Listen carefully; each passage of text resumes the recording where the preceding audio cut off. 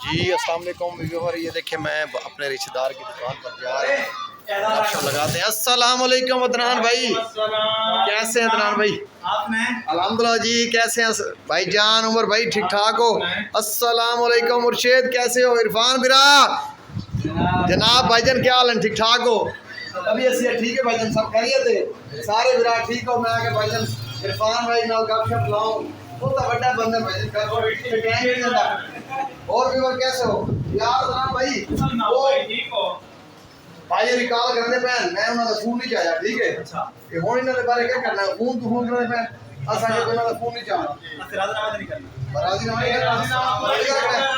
कोई नहीं करना। वो आई गए। वालेकुम सलाम, वालेकुम सलाम भाईजान।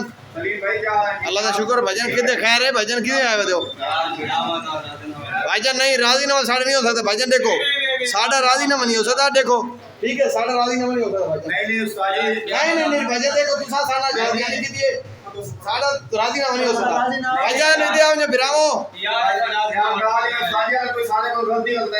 भाईजान, ये मेरे बिरा सारे खड़े राजीनामा नहीं करना। ये मेरे सारे ये मेरे बिरा खान भजन की राजी नहीं करना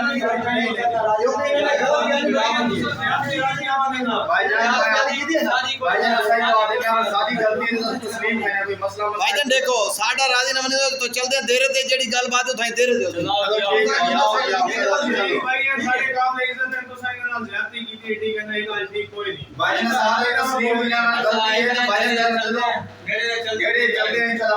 उठाई देरे ते भाईजान जेडी गल चलो देरे ते भाईजान सामने पे तुसा बड़ी ज्यादती की भाईजान, सारे भाई चलते हैं इन नाल जेडी कोई गल नहीं पार्टी करे। ओके भाईजान चलो भाई देरे ते चलते भाईजान, इन्हां नु वजण दो, पहले इन्हां नु वजण दो भाईजान, तुसा अपना चलो देरे ते मैं आंदा पिया।